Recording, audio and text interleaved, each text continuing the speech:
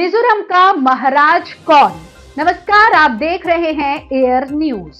मिजोरम का महारथी कौन होगा?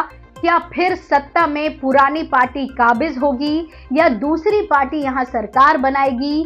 क्योंकि इस बार मिजोरम में बम्पर वोटिंग हुई। 40 विधानसभा सीटों के लिए यहां 7 नवंबर को मतदान हुआ। मिजोरम में इस बार 77.4% वोटिंग हुई। इस अधिक वोटिंग ने यहां के मुकाबले को और दिलचस्प बना दिया है। दरअसल इस बार वोटिंग परसेंटेज के बेहतर होने के कई मायने हैं। कुछ एक्सपर्ट्स इसे सत्ता में बदलाव के संकेत भी मान रहे हैं। इस बार मिजोरम में मिजो नेशनल फ्रंट, कांग्रेस और जोरम पीपल्स मूवमेंट के बीच त्रिकोणीय मुकाबला है। तीनों ही पार्टी की तरफ से मुख्यमंत्री पद के दावेदार दमदार हैं।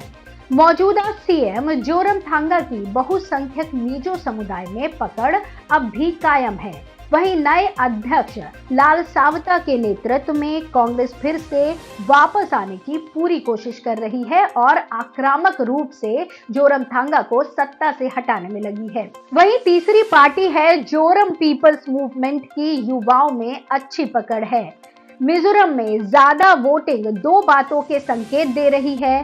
पहला ये कि एमएनएफ के हाथ से सत्ता जा सकती है। आमतौर पर माना जाता है कि जब सत्ता के विरोध में लहर होती है तब लोग ज्यादा से ज्यादा वोट करते हैं। ऐसे में हो सकता है कि लोगों ने एमएनएफ को बाहर का रास्ता दिखाने का मन बना लिया हो। मिजोरम के बगल में मणिपुर में हिंसा कई महीनों से चली आ रही है। वहां बीजेपी की सरकार है। एमएनएफ का बीजेपी के साथ केंद्र में गठबंधन है। हालांकि पार्टी राज्य में इससे मना करती है, लेकिन लोगों में इसे लेकर नाराजगी हो सकती है। ज्यादा वोटिंग का दूसरा संकेत जेडपीएम के पक्ष में हो सकता है। दरअसल जेडपीएम युवाओं के बीच काफी पॉपुलर है।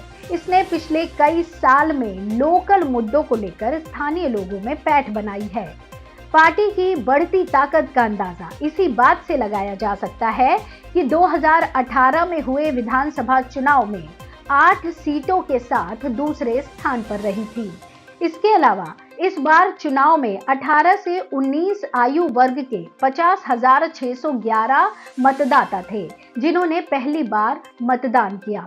एक्सपर्ट मानते हैं कि अगर इन सभी ने वोट किया है तो हो सकता है कि ये जेडएमपी के पक्ष में जाए, क्योंकि वो युवाओं के बीच लोकप्रिय पार्टी है।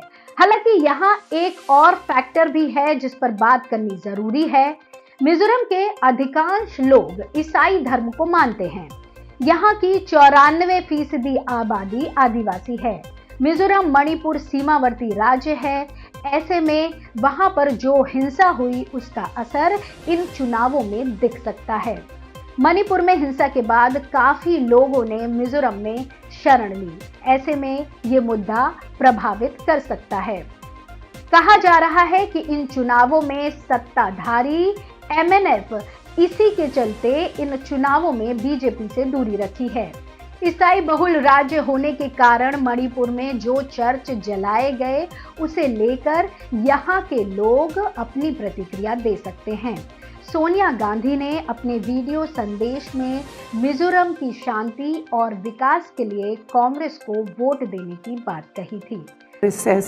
In Mizoram, in the northeast and across India, they value neither diversity nor democracy nor dialogue. They want to impose uniformity across India.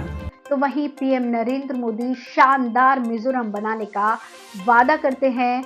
अब 3 दिसंबर को साफ होगा कि किसमें कितना दम है। इस तरह के और अपडेट के लिए देखते रहिए एयर न्यूज।